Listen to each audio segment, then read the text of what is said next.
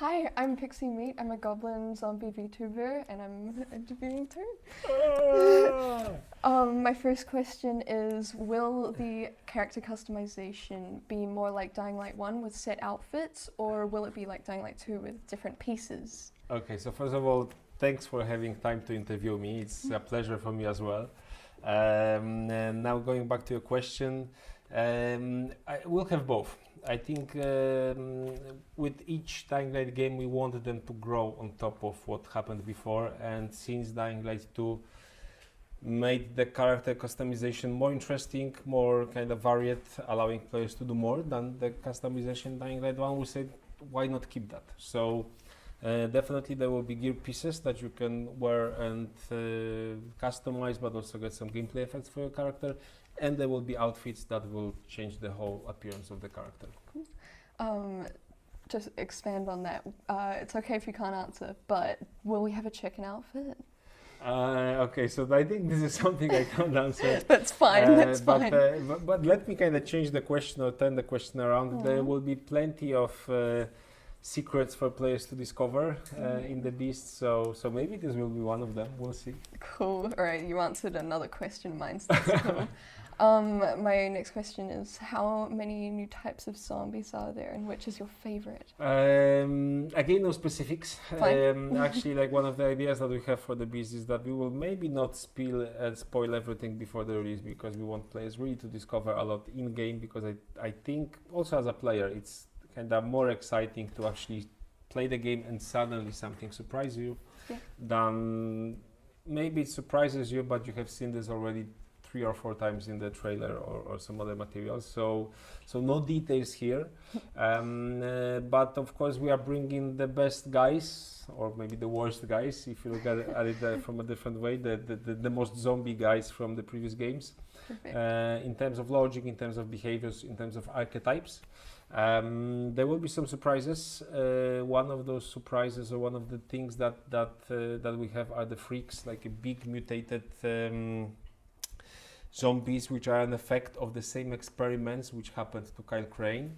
Of course, our players remember freaks from the following, but I think this is like a completely different level. In the following, they were super simple. They were just basically just a few parameters changed here and there, not many new behaviors, if at all. With the freaks, is definitely more complex, more interesting. We wanted them to be like a real nice boss fights. So that's an example of one of the new things that you will be able to experience. That's so exciting, thank you. What's your favorite new feature of the Beast, if you can say anything? Like usually I would say it's the return of Kyle Crane, because this is really what started it all, but maybe trying to look at something different, and maybe I would say actually the environment. There are many places in Castor Woods that I like a lot. The map is maybe not super big, because we wanted it to be kind of not big and full of empty spaces, but more kind of tight but dense with stuff to discover and things to discover. But I think thanks to that, every location, basically every kind of coordinate on the map, when you look around, you will find something nice to look at. And also maybe some secret, maybe something to discover, maybe some Easter egg, maybe there's something behind the wall, or maybe there's something like when you look at the rooftop and there will be an entrance. So basically I like all of the new features in the Beast. But if I were to point one for this interview, let me say it's the environment, because it's really something special, unique, something that I think we never did to that extent in any of the Dying Light games before. Awesome. My last question is, there's kind of a difference between the AI for zombies in Dying Light 1 and 2, and I was wondering if there is which it would be more reminiscent of?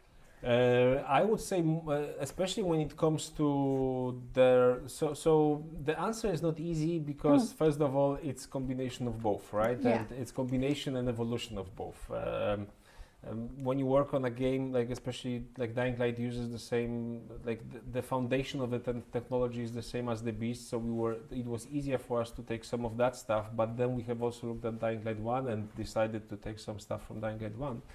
But when you work on a game, especially if it's a series, you try to basically build on top of everything that you have done before. So generally, it's a combination plus evolution. Now, to be more precise with your question, when it comes to more special infected, like the bigger types, the more interesting archetypes, it's based a lot of what happened in Dying Light 2, because I think generally they were a little bit more interesting, the big guys.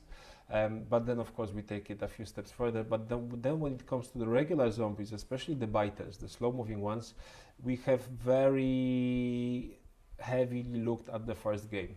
And I think the second-to-second feeling when you fight the hordes, when you fight the most common zombies, actually is closer to Dying Light 1. Like the most important difference that I can say to kind of visualize this is that when in Dying Light 2, when you hit the regular zombie, the biter, he usually just kind of flies away, moves away from you quite a lot. So this hit, you make a hit, there's an impact, he moves away, so you have plenty of space, like you don't feel that pressured by the zombies. Yeah. We wanted to have that because we wanted Dying Light 2 to be a little bit more on the action side, but then Dying Light 1 is completely different. When you hit a zombie, he maybe just turns for a second, but then he instantly kind of gets back and tries to grab you. And with the Beast, it's exactly like that. You hit a zombie and he's just for a fraction of a second, he's here, but then he returns trying to get you. So that feel, that tension, that pressure that the regular guys are putting on you is definitely closer to Dying Light 1. Awesome, that's so exciting. Well, thank you so much. Thank you so much. Cheers. Cheers. Thank you. Thanks.